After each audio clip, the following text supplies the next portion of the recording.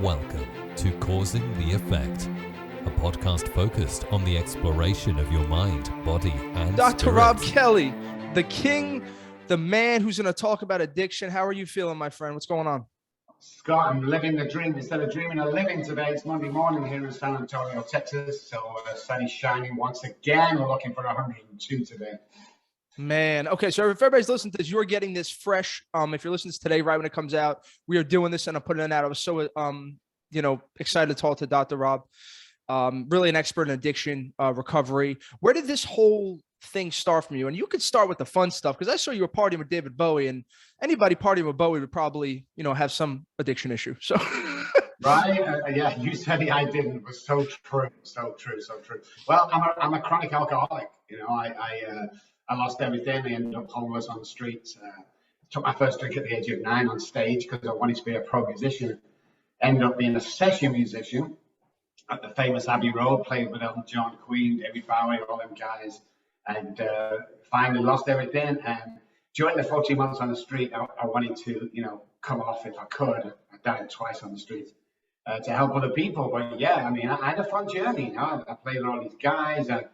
I had fun. I lived in London for a bit. I went to Oxford University. I was homeless. Just crazy life, which I come out some years ago. But yeah, it's today, like I said, I live the dream instead of dreaming of living because that's all I did on the streets. So I make my life fun today. Everything I do, I have everything I want and everything I need today. So, just want to give back all the time. isn't that beautiful? Now, I'm sure that some of this journey had to do with that chase, right? For me, growing up in my 20s, I would say it was all pleasure and hedonistic and, until you kind of go through a little bit of a spiritual awakening. Did you have that similar process? And you just said, I have everything. What would it look like when you were 25 years old having everything? And what does it look like now truly having everything? 25 years old, I think I was married. Excuse me, guys, my brain is not good on the past. I can't remember years or anything because of my alcohol abuse. But yeah, I was married. I was driving a Porsche 911. I was living in a house on the hill. I had a telecom company before they were telecoms. We used to build masts for the Army and Navy and the Air Force, and then it turned into telecoms. But yeah, I seemed to be doing good. The only thing is I was drinking every day. But like most alcoholics and addicts, didn't think I had a problem. So it was just life seemed good, but I wasn't there. I drank from the moment I got up until the moment I passed out at night time. So I came to and passed out at night, and it was mayhem. And there was a lot of violence in the house and a lot of violence outside the house, and it was just heading for disaster. But I didn't know. And plus, I wouldn't admit I was an alcoholic after 14 months on the streets. So it was one of them diseases that got me. What you got to remember is alcoholics are born and drug addicts are made. And what I mean by that is the alcoholic has a predisposition. You can trace alcohol back in your family heritage through the lines. You can't be drug addiction. Alcoholics are born with a couple of things. Our hypothalamus is deformed, which eventually turns around and tells us to drink alcohol. So our mind is telling us. And our basal ganglia, which is repetition, strength, and confirmed part of the brain, is broken, so it will self-sabotage every day. Plus, I'm allergic to the ethanol in alcohol. The drug addict does not have the allergy. They're not allergic to drugs. We are allergic to alcohol. So the more I got into the depths of alcoholism, the more I lowered the bar. Like, I'll never do this. There's no way will I do this, and then I'm doing it. And then, well, I did that, but I'm not doing it. And it just went down and down and down until some horrible things happened on the streets. And before that, I stabbed my wife 3 times one night, Scott, because she wouldn't let me finish my bottle of vodka. What's that all about? That's not me. I left my kids in cinemas while I drove 50 miles to the nearest liquor store off license while I got just crazy stuff that I was out of control. And I was a bodybuilder then. I was a martial arts expert. So when I got into fights, I did some serious damage. So how I haven't been arrested for murder, I will never know. Luckily, I didn't hit anybody in the right place because I was drunk. But, oh, man, it was just chaos. But I didn't know it was chaos. Most insane people don't know they're insane. You see? That's why the definition of insanity for alcoholics and addicts is not doing the same thing over and over. That's for the normal person. the definition of insanity for addiction is me not being able to see my own truth. I can't see the mess that I'm in, so we're always last to know. Where was that? I mean, it sounds like there's a lot of ups and downs here. Where was the hard low point? Was it that night in Manchester when you kind of went through that little awakening, or was that before that The hardest point is when after I stabbed my wife, I fled to Spain, so they wouldn't arrest me for attempted murder. All charges were dropped, so I came home 3 months later. The wife had the kids and the bags ready to go, and she says, "I'll love you to the day I die, but you're not going to kill our kids." And she left. I called my attorney up and I said, "Get my kids back, and if you don't, I'm not going to do business with you anymore." So the next morning he was in court. He got an order. He brought my kids back to me from the wife, and I was like, "Yeah, you know, that'll teach you." I thanked him. I gave him a check. I took him in the living room. I put me in front of the TV. I walked into the kitchen, and the thought hit me just to have one drink to celebrate getting my kids back. So I did. 3 days later, when the police kicked the door down, and the kids had not been fed for 2 days, and they'd not been changed diapers or nappies for 2 days, and they burst the door down and they kicked me in, served with unfit father papers. They grabbed the children and they took him to the waiting people outside, which was the child services, my mother-in-law, my wife, the police were there. And I always remember stumbling to the door thinking, "Holy shit, what have I done?" And my eldest daughter was walking down the path with mommy, and she's holding her hand. She's only 3 years old, and she says, "Daddy, Daddy, please don't go." And then I was crying, she was crying, mom was crying, even one of the police officers was crying. Then halfway down the path, she turned out again and she said, "Daddy, Daddy, please get better." And as they got to this big wrought iron gate, they opened the gate and she turned around one more time and she said, "Daddy, Daddy, please stop drinking." That was the lowest point, when I closed the door and it felt like I'd been kicked in the stomach by the devil. I went back into the kitchen, I opened the refrigerator and I started drinking, and I drank then for 2 years and didn't stop. And now now you kind of coasted those 2 years right after that. Was there other kind of, I want to know about this spiritual awakening part in Manchester. Like what happened is that I was only in the house for 3 months after that, and then the house had been sold underneath me. The cars had gone, the kids had gone, the wife had gone, the parents wouldn't speak to me, brother and sister disowned me, the practice went, the business went. I mean, I was penniless, and the first day on the street after my dad kicked me out was how the hell did I end up here? But I learned, I'm from a really rough council estate, like the projects in Manchester. So I could fight, I could survive. And that's what I did for 14 months. But 5 occasions I tried to commit suicide. And then on 2 occasions I actually died. And they brought me back to life on the side of the road. And then one night, I mean, I had a banging headache, I had no alcohol left. I'm walking on the business side of Manchester, so there's no cars and no people. It's about 2 or 3 o'clock in the morning, Monday morning. And I dropped down to my hands and knees and I started to cry like a baby from my stomach. And I was sobbing. I remember that it was raining, so I remember the rain hitting on the back of the head, coming around my face, mixing with my tears and hitting the cobblestones like a purple cord. And I wasn't crying because I lost my kids and wife and blah, blah, blah. I was crying because the first time in my life I realized I couldn't stop drinking. And I looked up to the sky as an atheist because I don't believe in God. Took my kids on me. And I looked up to the sky and I said these words: "If there is a God up there, I can't do this on my own anymore." 30 seconds later, a guy walked around the corner, little Bible in his hand. He's missed his last person from the Bible study, so he'd been walking for about an hour. Took a shortcut to get to his house that he'd never took before, bumped into me, got back to the house, and that's where my journey started, to where I am today. Now, today, to bring you back to the other question, what does having everything mean to you? It means having a relationship with one of my daughters. My youngest one still never contacts me.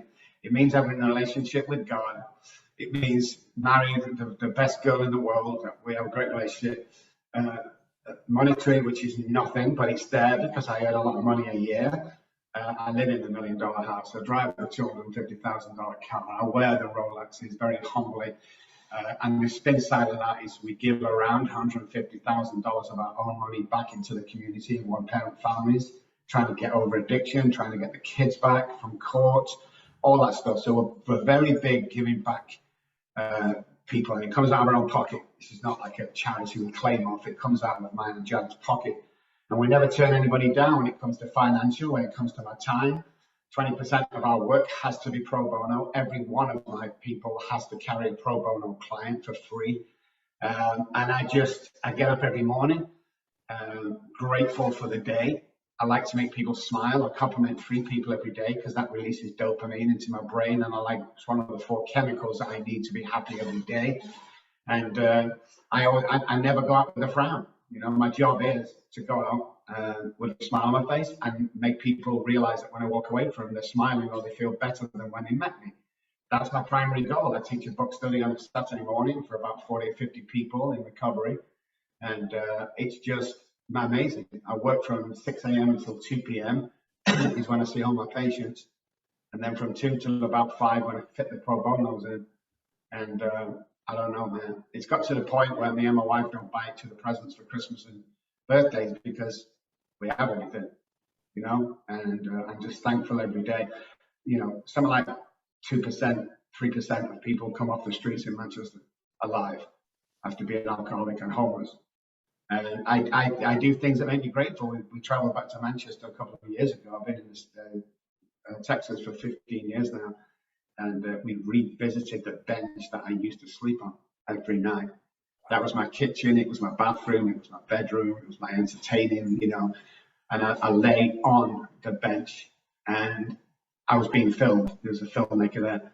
And people gathered around and they watched me, and my wife was crying because it was such a haunting picture.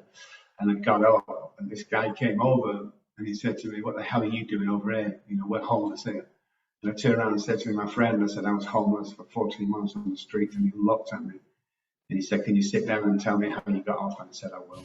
So great things happen all the time, man. I love that. And now this whole essence of giving, I love that. And I think that's such an important thing when you start realizing I'm going to stop taking. And I think it's more natural, more to an addictive human being. Just I'm going to take, and it's just more natural. And I've gone through this. When did you start realizing, wow, giving is abundance, and when I give, it'll come back? Was this part of that spiritual awakening? And like, what kind of spiritual? Were you meditating? Were you doing anything on that spiritual end to get in touch with it more? Was it more just hitting that rock bottom?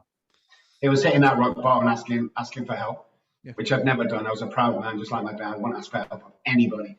But when I finally give in, you know, God came and he told me a few messages. He told me he'd take me to far away from my original country, and that I'd be on you know, doing his work and stuff. So that's where it was. But, you know, the first couple of years, because I met a guy called John, which is a bit of a long story, but we've never been able to trace the guy. Because Derek, who found me on the streets, took me back to his house and he said, "You can stay here for as long as you like, Rob, but you have to come to these 12-step meetings with him." So I'm like, oh, I've tried all them, but it was a dry bed. So I went to the meeting the next day with him, and he was all moaning and stuff like that, and just used what I'm used to. And this guy said, "My name's John, and I'm a recovered alcoholic." And my ears pricked up, and I listened to him talk from the book, and everything he said was in the book, and I'd never seen it before because I'd read the book 1,000 times. So after the meeting, I walked over to him and said, "Will you sponsor me?" And he said, "No, but I will be spiritual advisor for a period of 12 weeks. So every Wednesday, or Tuesday or Wednesday, I used to walk an hour from Derek's to his house because I didn't have any bus fare. I'd sit with him with a big book and the Bible. He'd talk about philosophy, he'd talk about getting people well, how God has chosen me, and all this crazy stuff." So I did that for 12 weeks. An hour walking, an hour with him, an hour walk back. And towards the end of our 12 weeks, he said, "Rob, your life will change as soon as we finish this." So last night he said that you've been chosen, it will change. And I felt different, don't get me wrong. I went through the 12 steps in 2 days, just like the book tells me to. After step 5, go home, which we did. Went back the next day and finished it off. But what happened the next day is Derek came home early. And I'm like, "What are you doing home?" And he said, "Rob, I've got a part-time job for you." Because I was in his basement, nobody knew I was there. I'm not going to get a job. That part-time job turned into a full-time job. A week or two into the job, somebody gave me a little car to get to work and back, which had 6 months test and tax on it, which means I could use for 6 months. And my lifestyle, I started teaching the book study, I started being kind to people, and the first pay I got was 2 weeks in. So I went to the gas station, the petrol station, and I bought him a little teddy bear so I could afford on a card. And I said, "Thank you for introducing me to God." He took the compulsion to drink away. And I traveled back the hour, you know, walking, because I couldn't use the Mini that much. You know, it was like 20 minutes driving down the main road. So I walked back to his house like I'd done and knocked on the door, and there was no answer. In fact, the apartment was a little bit empty. So the lady on the right-hand side of the apartment comes to the door and says, "Can I help you?" And I said, "Yeah, where's John moved to?" And she said, "John." I said, "Yeah, John, here, you know, the guy that used to live it." And she says, "There's been no one in that apartment for 3 months." So when she closed the door, I went round to the other side and knocked on the door. The guy came to the door and I said, "Where's John relocated to?" And he went, "John." I'm like, "Jesus, yes, John." And he said, "You've got the wrong apartment." I said, "Yeah, I came here for 12 weeks. I've not got the wrong apartment." And he said, "Listen, mate, that apartment's been empty for 12 months. It's derelict. You can't go in. There's a sign from the council on it. You can't get derelict." So I thought they were both crazy. So I went back to the meeting the next day and I found the chairman that was chairing. And I said, "Hey, buddy, remember me talking to John, the guy over the coffee machine, having that long conversation?" He said, "John." I'm like, "Geez, what's all this, John?" I said, "The guy I was having a conversation with, old grey beard, white hair, over near the coffee machine." And he looked me in the eye. Somebody made a smart comment, which I nearly hit him. But he looked me in the eye and he said, "Rob, you was over near the coffee machine speaking to yourself." And we've never found that guy. But what he taught me, my psychology, my behavioral science, 2 PhDs, and mostly what he taught me in life is my program today. And it's one of the reasons we have a 97% success rate, and we're the only company in the world to offer a money back guarantee if you drink or use again while following our program. So yeah, it was a big turnaround for me. It really was. So giving back, he told me, "You'll never go broke by giving away."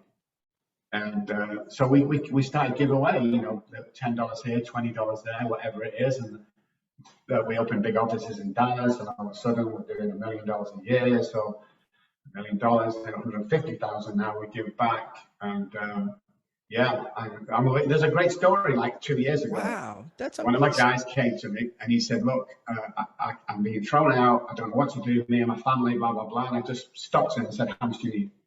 And he said, "We need $5,000, Rob." And he put his head down in shame. Janet came out and said, "I'll go to the bank now." She went to the bank, she brought it all back in cash, and he gave it this guy. And he was so humble, and he went away. The day after, Scott, I went to the mailbox. It's at the bottom of the driveway. I opened the letter from the IRS, and there was a check in there for $17,000 that we didn't know it was coming. Isn't that That's crazy? the power of giving back. Yeah, how it works. Oh, now this, John, that's such a moving story, and I'm sure reconciling that for you, was it psychological? Was this real? Was it? How have you thought? Do you think about this, or do you just think, "Listen, this was an experience for me. It doesn't really matter who or what. This is what it was supposed to be given to me. These kind of lessons." Well, first of all, I wouldn't share that for the first 10 years or 15 years I was around doing this deal in England. But I believe it was some sounded angel that came down to give me a message, and that all the stuff I've been through was for a reason, and that I was to go on. Because my past, you know this, Scott, my past is my greatest asset today. Exactly. Because when they see you at the top of the hill, which, you know, I never said I'd pay this much for a house. I never said I'd drive that car. I never wear watches. That's stupid. But when you get that kind of money, you go, why not? They're investments. So I'm always grateful and humble. But that's not the best thing that happened to me. The best thing that happened to me, I'll share now real quick, is my youngest daughter, 30-something years on, has never spoke to me since that day they took him off me. She was 1 year old. She doesn't have a dad. She won't speak to me. My wife doesn't speak to me.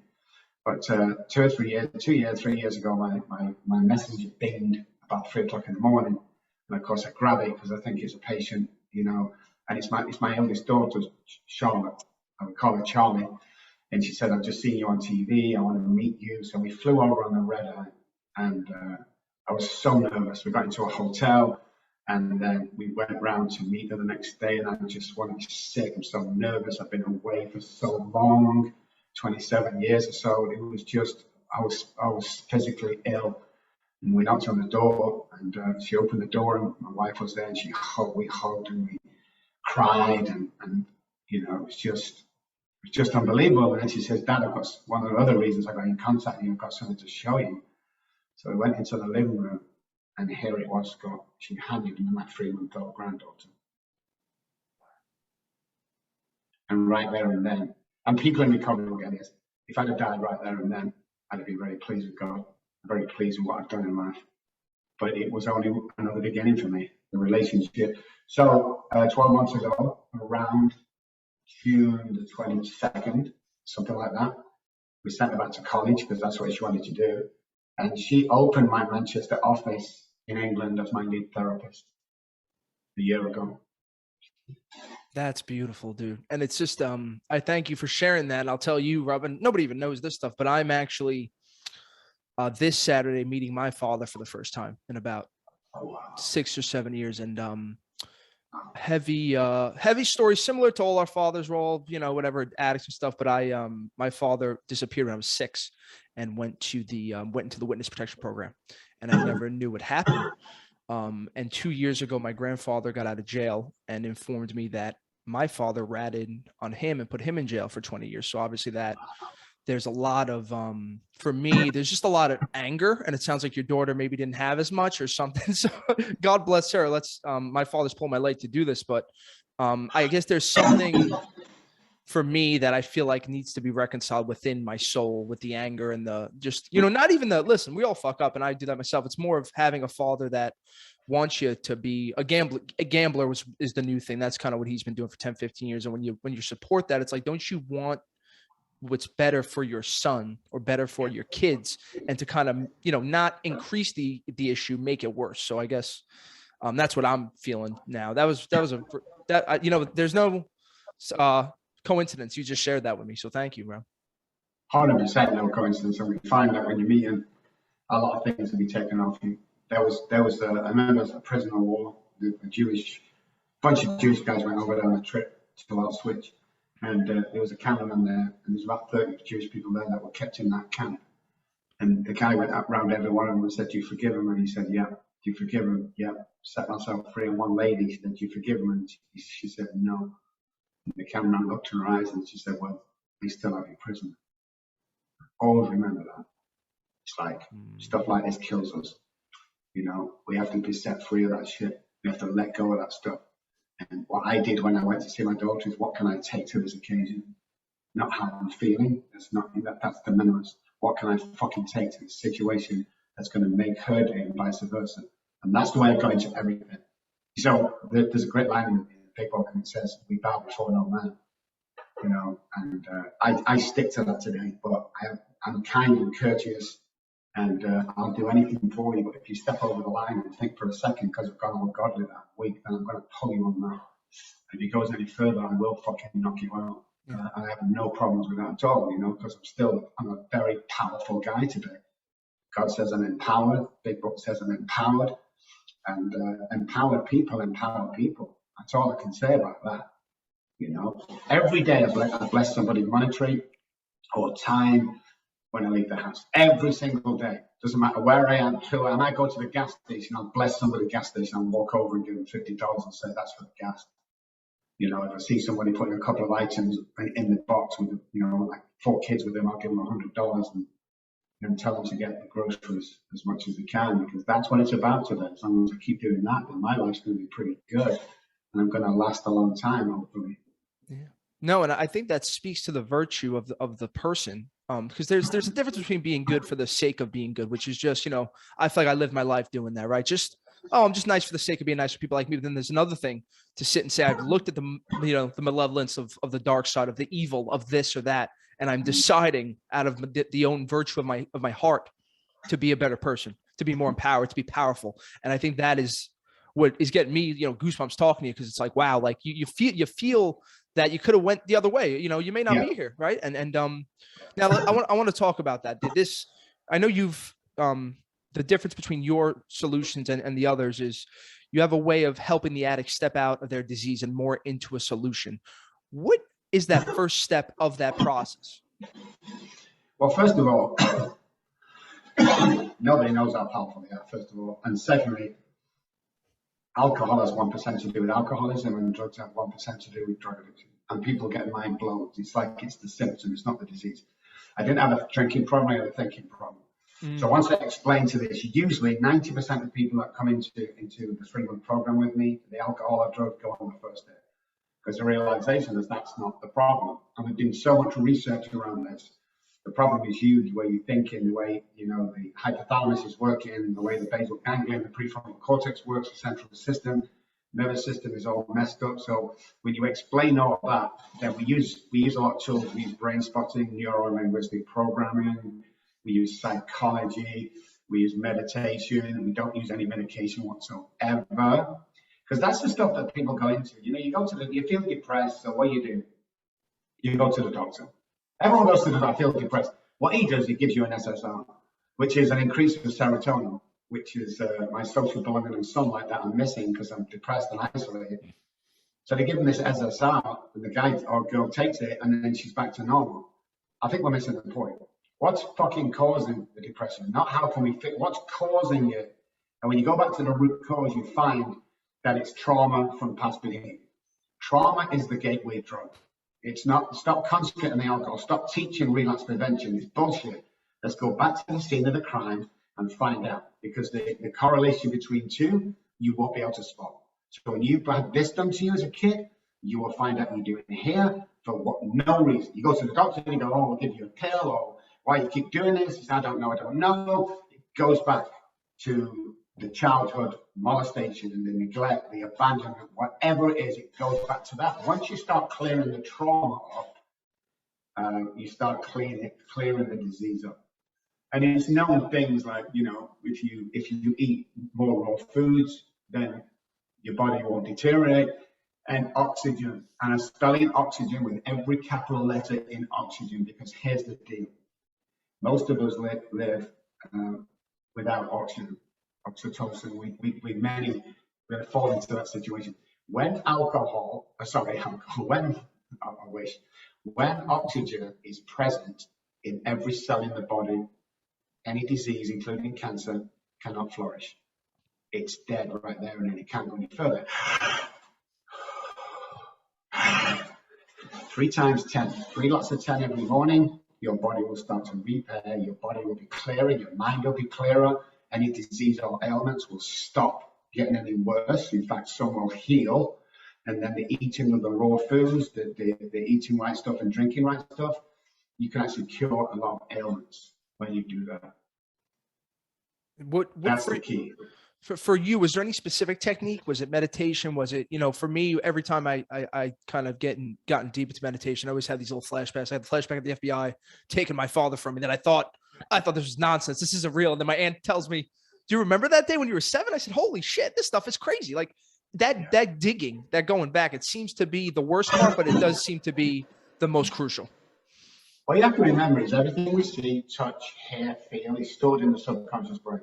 Mm-hmm. It's like a zip file. Every single image, every smell, every touch is stored in the subconscious brain.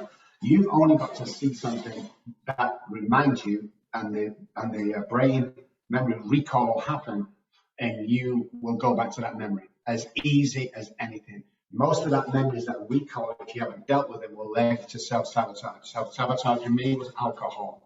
So we have to go back, and we need to release that image in a safe place to make sure we can't go back there again. But we don't do that as human beings. If you ever seen a deer being hit by a car but not killed, the deer will lay still for a second, then it jumps up and it shakes violently for about 4 or 5 seconds, and then it runs on. 5 minutes later, you'll see that deer crossing the same road with the same danger. Why? Because it doesn't have trauma regarding that. Human beings don't do that. So it's stuffed down and stuffed down. So delving in, discover the sky of the brain, and relaxation, meditation, and then praying. I pray quite often. Not a religious guy. I never go to church. I don't read the Bible. It's a kind of spiritual connection. The problem is most people have a belief in God. There's 27,000 gods. Just fucking pick one if you're like atheist. We have a knowledge of God. We have a belief in God. You don't need any of those. You need a relationship with God, where it's 50-50 relationship. When that happens, strange things will start happening to you that are good. And the trial is, if you're sat at home, first of all, and you're listening to this podcast or watching, and you think you'll never amount to anything, and you think you're not very good, and you think that you're a waste of space, and I want to apologize to you guys. Somebody's put that there. We're born with $1 million minds. Stop fucking hanging around with 10-cent minds. This is your life we're talking about, you know? And once we start to realize that there's a big world out there, and you don't have to grow up like your dad and go to the 9-to-5 job and get laid off and struggle with the 2 kids and can't pay the rent. It doesn't have to be like that. Everybody, I'm going to blow people's minds right now. Listen carefully, guys. If you take nothing away, take this away. So neuroplasticity is what I specialize in.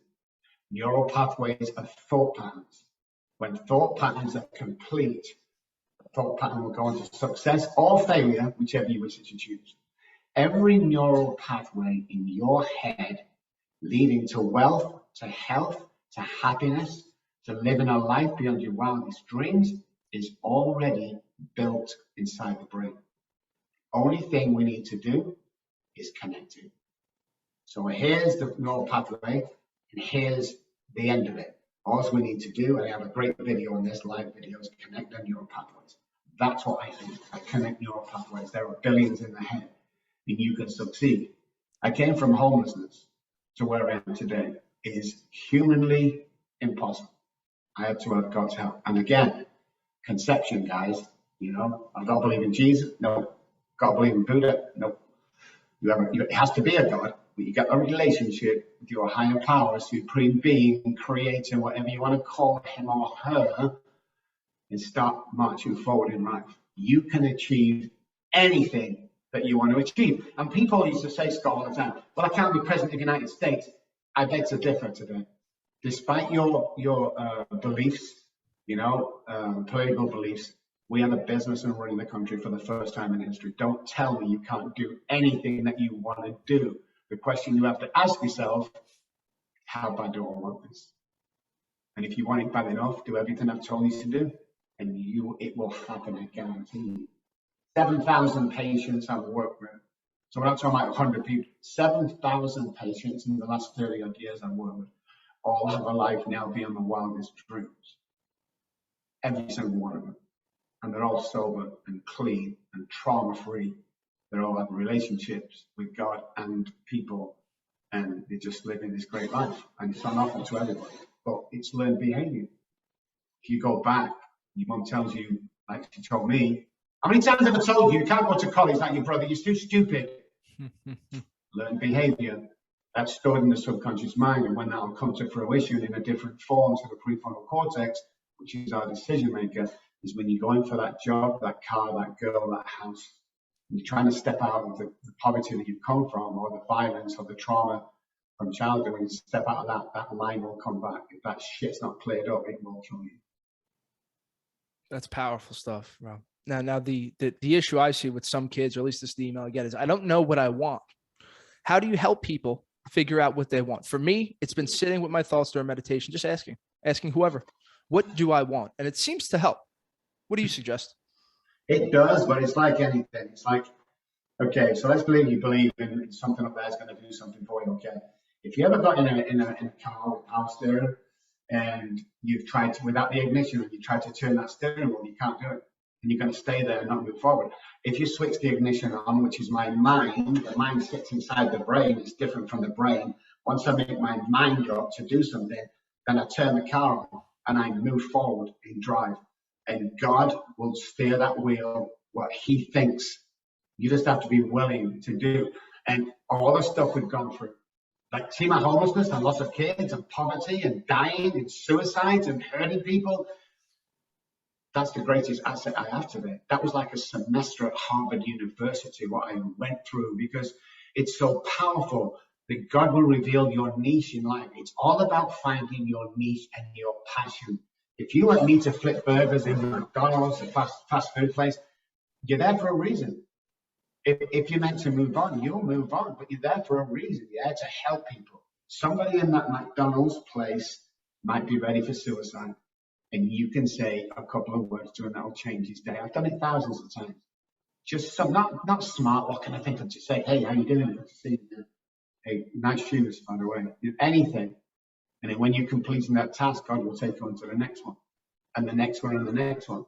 And you'll get to a place. If you want to do this, that you don't have to worry about money, you'll get to that point. If you want to help people in Afghanistan or Africa, you'll get to that point. If you want to be a great father, you'll get to that point. You see, colleges and universities can't teach you this shit.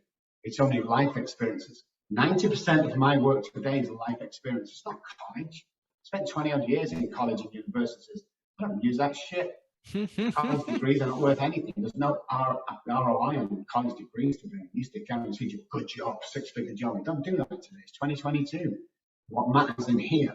And if you don't know, keep going forward and it will be revealed for you. I promise you, it will be revealed to you. But you got to do it with a passion. What do you want to do with a passion? What do you want to do?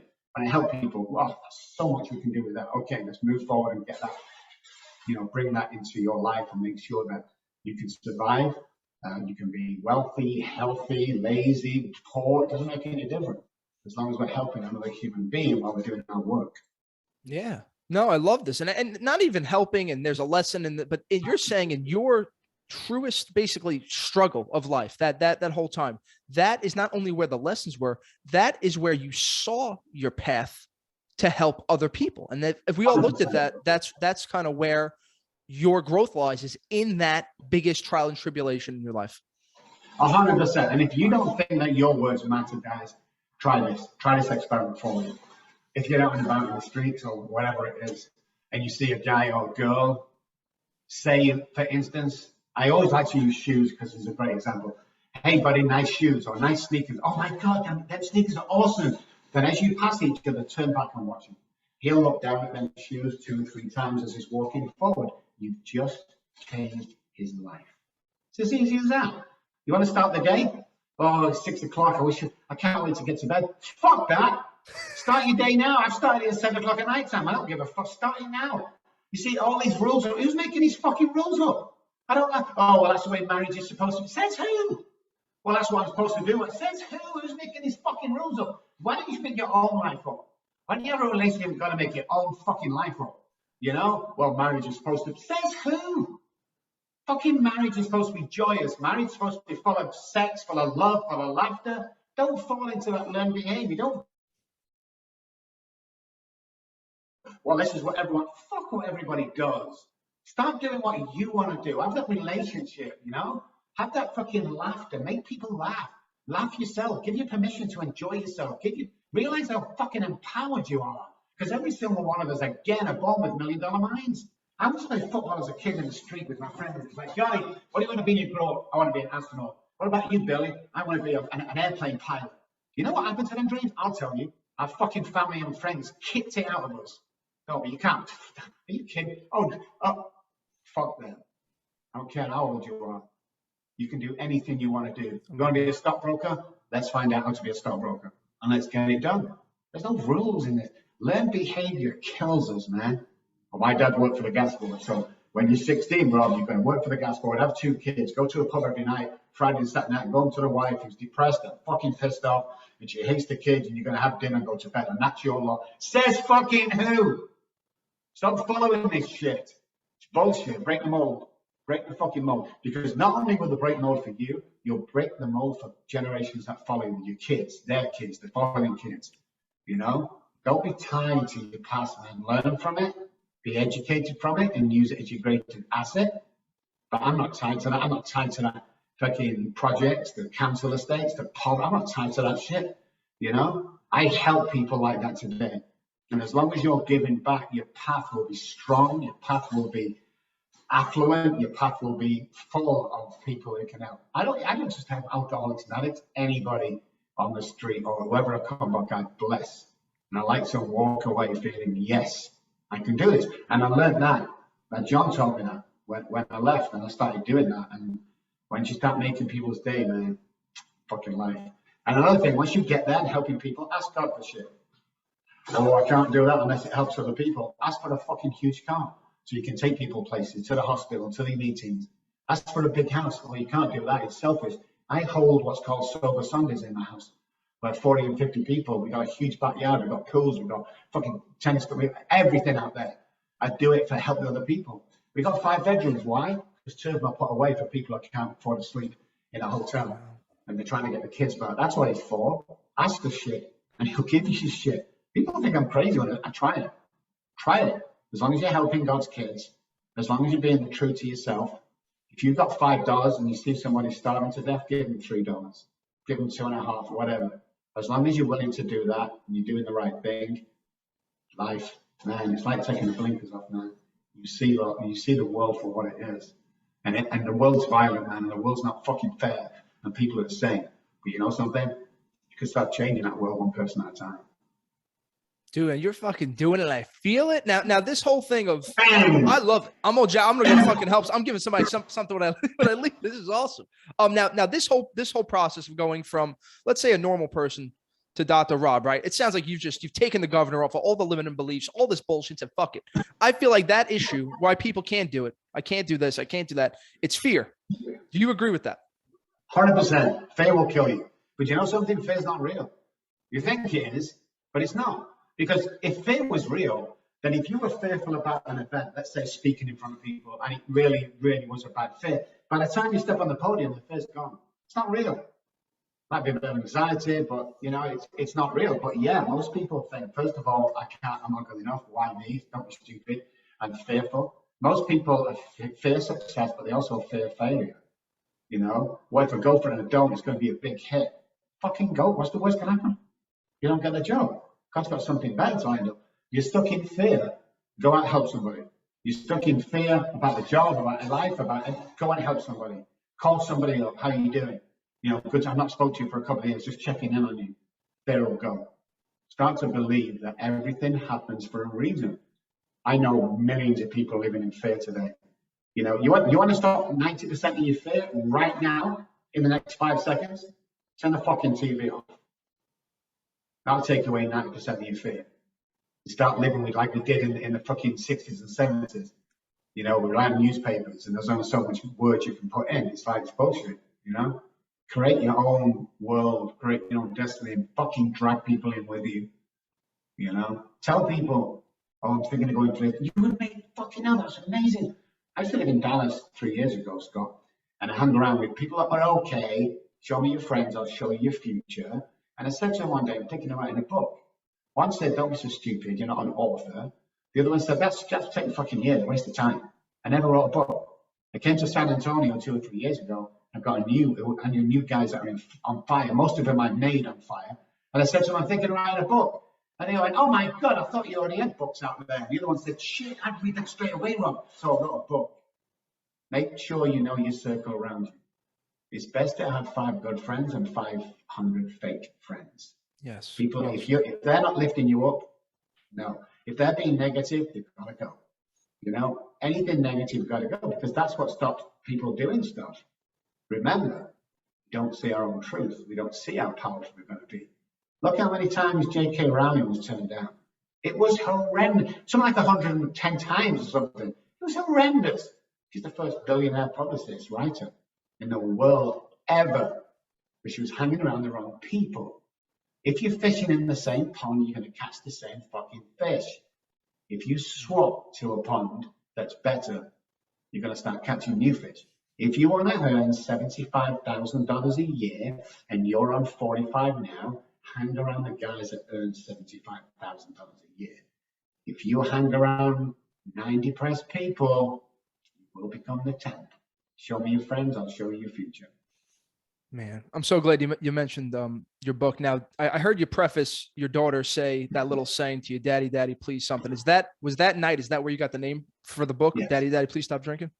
Yeah, because it plays on my mind 24/7 before I wrote the book. The book was very healing, and 3/4 of the way through the book, that's when my daughter got in contact with me.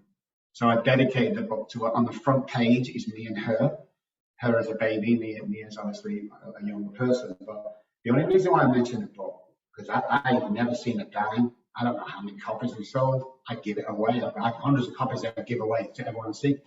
You know, is that every $9 that's spent on that book goes straight out to people who need it in the USA and the UK. Every single dime. We have never, swear to God, never earned a dime off that in the last 2 years it's been out. And hey, if you buy it and you don't like it, message me. I'll send you money back. I'll refund you money. You know, as long as you pass it on to somebody else that may enjoy it. So it's not a let's sell my book that I don't give a shit. And we might have sold 10 copies. That wasn't about that. What this was about was me healing. What this was about is getting my stuff down in black and white. Because it's no good typing anything. It's no good thinking that you're going to write it down pen and paper. There's a correlation between the mind, the prefrontal cortex, the hand, the arm, the pen, and the paper. Once it's down there, it becomes real. It's not a thought pattern, it's not typed. It's actually your own being writing this. And that's why step 4 and 5 is very important. It's got to be in your own handwriting, pen to paper. So it's healing for me. Yeah, I get to say I'm a published author. Shit, are you kidding me? I wouldn't have thought that even 5 years ago that was possible. Anything's possible. So yeah, that's where the name came from. You know, my beautiful daughter. Yeah, phenomenal. Well, right. Your friends were laughing at you. They said you can never write a book. And you just mentioned this, that the best day of your life was connecting with her. So the book got you the best thing, or helped get you one of the best things that's happened to you. It's unbelievable. Yeah, because that healing went down, that loss, that leaving him, that abandonment, that first, fourth and second birthday I wasn't there for, the graduation, all this stuff. I was killing myself every single year, 2 or 3, 5, 10, 50, whatever it was, I'd kill myself. I was never there. I would stand on stage and speak to thousands of people, but I wasn't there for my kids. So I felt I was living a dual life. When I wrote the book, it centered in my heart, and it fixed the negative thought pattern around my children. And then, whether you believe or not, then all of a sudden she gets in touch after 27 years. So, think that through yourself. There's got to be a connection there somewhere. Robb, thank you so much for your time. Just thank you for joining me, for the stories.